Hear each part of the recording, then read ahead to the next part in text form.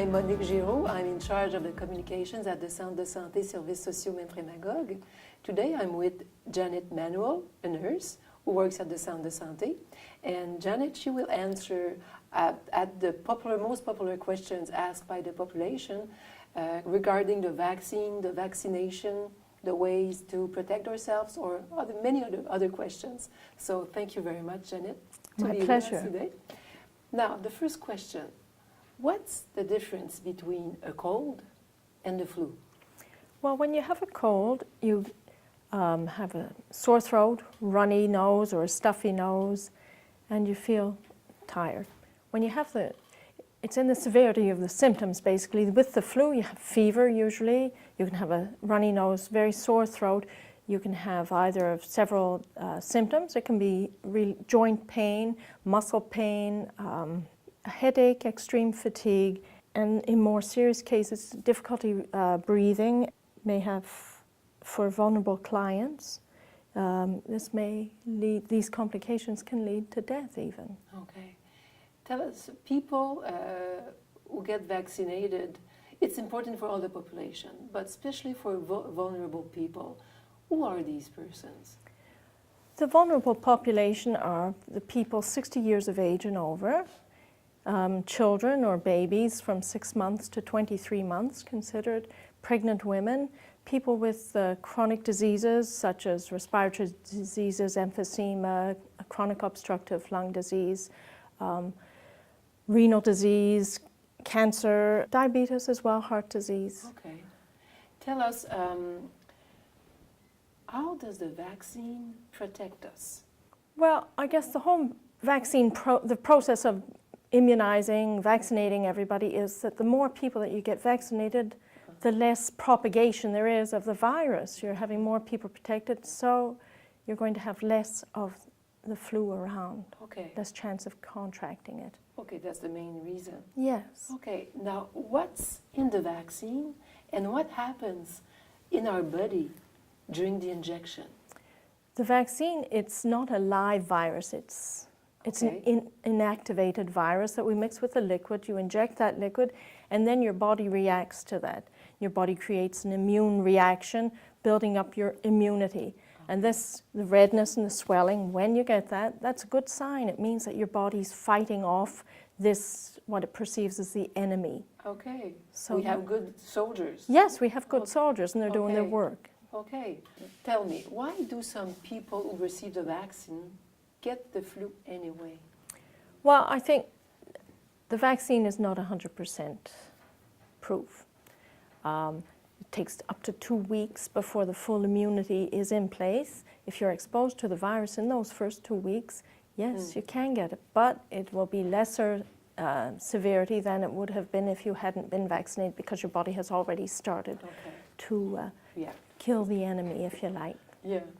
And another thing is that we get the viruses that are in circulation of the countries where their winters before ours. Okay. So by the time the virus gets to us, it may have mutated or changed a little bit, so our vaccinations may not be as effective as they would have been. That's the reason. Okay. Yes. Janet, we know that some people don't get vaccinated because they have fears or false beliefs.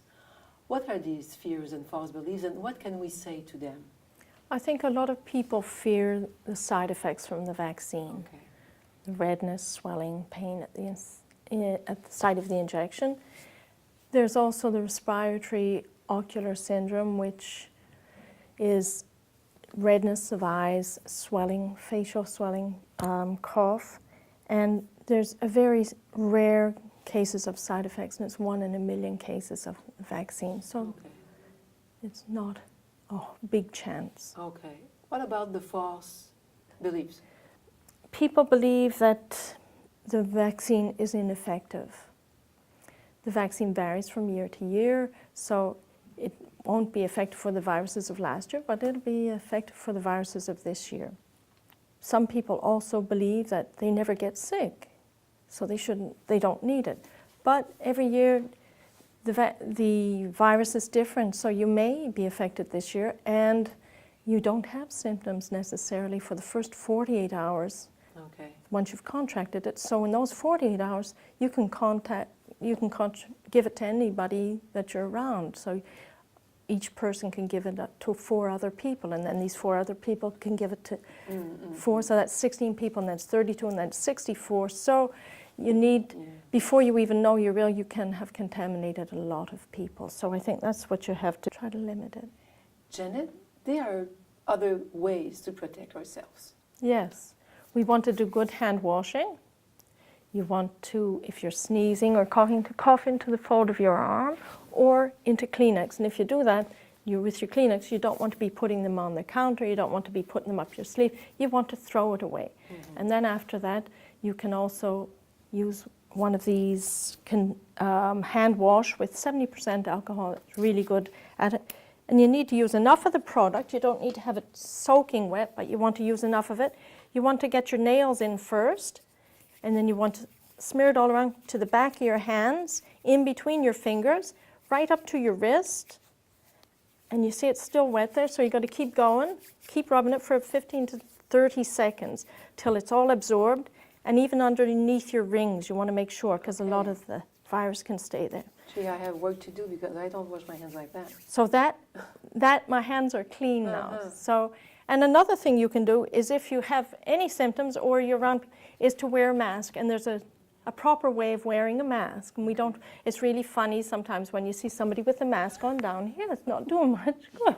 Or it's up here, you know, and it's not over the mouth. So you want to wear a mask, the colored side out. It's not the white side out, it's the colored side out. Like this, And then there is a piece of metal up here that the bottom doesn't have it. So this piece comes up here. Okay. You want to put that round. You want to bring it down under your chin and squeeze that so it's right there. And then it's in place and you can still talk. You can still do everything you need to do. Okay. You can still see because you've put this down. It's not moving all over the place. Okay. How much time do you have to keep that? Basically for about an hour till the mask gets humid. If you're coughing, you're sneezing in there and it's soaking wet, it's not protecting anybody. So if it's been 10 minutes and you put it on, it's soaking wet, you need to go get another one. You're cute, Janet, though. Yes, it looks good, eh? Okay. Another question for you. What should we do if we have symptoms, and when should we consult? That's a good question because everybody panics, must come to emergency immediately, and they're exposing everybody to that. So I always suggest call 811. You'll speak to a nurse, Info Santé. They will do an evaluation of your symptoms over the phone, and then they can direct you if you need to go to your doctor, if you need to come to emergency, if you just stay home, if you have fever and you're coughing. You're best to stay home anyway. Drink lots of liquids, take some acetaminophen or Tylenol, we'll say. Treat your symptoms, drink lots of liquids, healthy, good things to eat, and rest. Get your rest. Avoid to come to the hospital and even to see vulnerable people? Yes, because, you know, at hospital everybody's here and you're all contaminating everybody else. So best to stay home. And especially if it happens, any of your loved ones you want to avoid, even if you've promised that you're going to go see them, you're better. You're protecting them better if you do stay home. That's the best gift. Yes, it is. is. Them, especially during Christmas time. Definitely, definitely. You must have a message for the person who are listening here. Please help us to help you protect yourself. And by doing that, the best thing is to get your vaccination. And that way, if you have any questions, you can call the 843-2572 and they can direct you in your answers of when to come get vaccinated. So that would be the best thing. Thank you, Janet, to have been with us. It was a pleasure. And I hope that you have now answers to your questions. And I would like to wish you a great health. And thank you to have been here with us today.